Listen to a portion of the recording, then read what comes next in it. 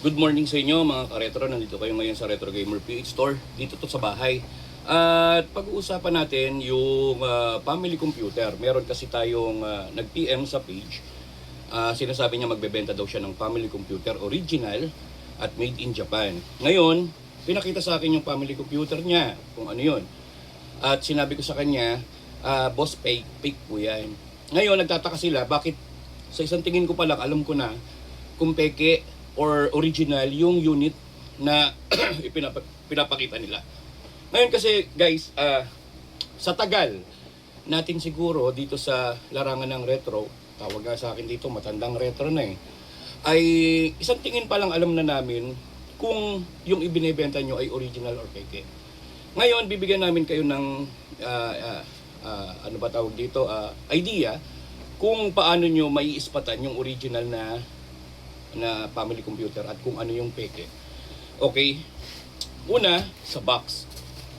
Ang box ng family computer dapat ganito guys. Pero tandaan ninyo, merong mga iba na original yung box dahil magagaling na mag-print yung iba Pero yung loob, hindi naman original. Pero tandaan ninyo, ang box niya ay ganito and then meron siyang styro. Yan. Yan, styro.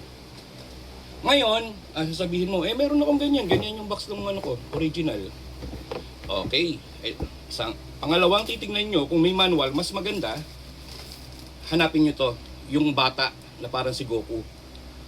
And then, yung sa likod, meron kayo makikitang parang serial number. Ayan.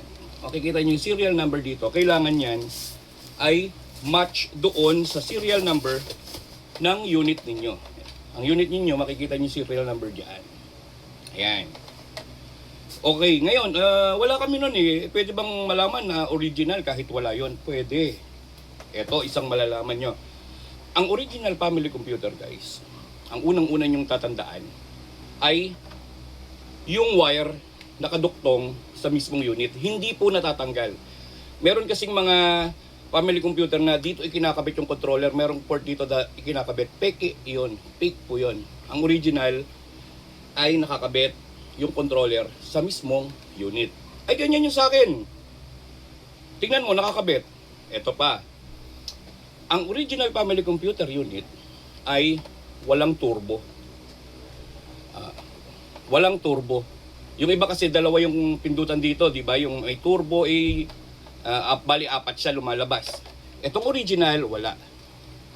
Meron siyang speaker, ayan yung parang, eto kapag nung bata kami, yung ginagawa namin, para marinig namin sa TV. Yan, walang turbo ang original. Okay, walang turbo yung sa akin, boss. Original na to. Hindi pa. Ito pa isang hint. Ang original family computer, guys, yung plate niya is aluminum. Kung papansinin nyo yung dito niyan, aluminum yan. Meron pa kang plastic yan kung makikita mo aluminum. Yung iba, plastic yung ganyan. Makikita nyo, nangingitim. Ito, hindi. Makintab ito. Ayan makintab. Kung gano'n ang family computer nyo, matik na yun. Medyo pasok na. Dahil ito, dito sila nasisira Dito nasisira yung mga peke. Yung aluminum plate ng original, hindi nila makuha. Okay? And, yun nga, yung controller walang turbo. At yung family computer na original, ang plate na to, aluminum din yan. Kasi guys, sa tagal namin, alam namin na aluminum dahil pag tinanggal nyo yan, tumutupi yan, aluminum yan. Kaya, kung papakitaan nyo ako ng original ba to, alam ko na agad yon kung yung unit mo is original or fake. Ayan, normal, talagang naninilaw, ganun talaga. And then, yung iba, made in Japan, made in Japan. Nakokopya lang po yan. Guys, kung huwag kayong titingin dito. Diyan naloloko yung iba. Kasi, nakita ko dun sa made in Japan. Made in Japan. Oo, pasado lang yan sa isa. Pero, alamin nyo ba, yung wire, nakakonekta, aluminum plate, walang turbo, at RF siya. Kasi kami, minomod din namin yan. Pero RF talaga ang original, guys. RF cable. Wala siyang AB cable. Kami, dahil matagal na tayo sa gusto namin ay gawing AB cable na para mas madaling i-connect sa TV. nagagawa namin yun. Pero original unit yung ginagamit namin. Okay? Sana naintindihan ninyo guys. And wala pong original na ginawa si Nintendo na in one. Ibig sabihin, hindi sila gumagawa ng maramihang laro. Kaya kung makikita nyo, kapag meron kayong nakita, uy, yun, may pinakita kasi sa akin, FC Compact. Peke po yun, China po yun, boss. Meron siyang game dito, yung controller nandito, halatang halata na hindi original yung unit. Ang original family computer, unang-una, nasabi ko na sa inyo, walang turbo, plate, yung controller, kailangan aluminum din plate, nakakonekta yung controller dito, and may speaker. Ito, inaano to, nilalakasan to yung parang mic pala, mic ang tawag nila dito. Ayan. Yan ang original na family computer. Tignan nyo yung itsura. Tignan nyo, huwag kayong babase sa isa lang na nakita nyo. Japan, made in Japan, pati yung kahon made in Japan. Hindi pa rin.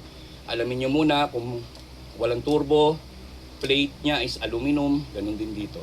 Sana, kahit pa paano nakatulong sa inyo, mga kaibigan, mabuhay po kayo at tandaan lagi ninyo, unahin ninyong ipunin ang ating mga kaibigan bago ang console. Salamat, mag-ingat!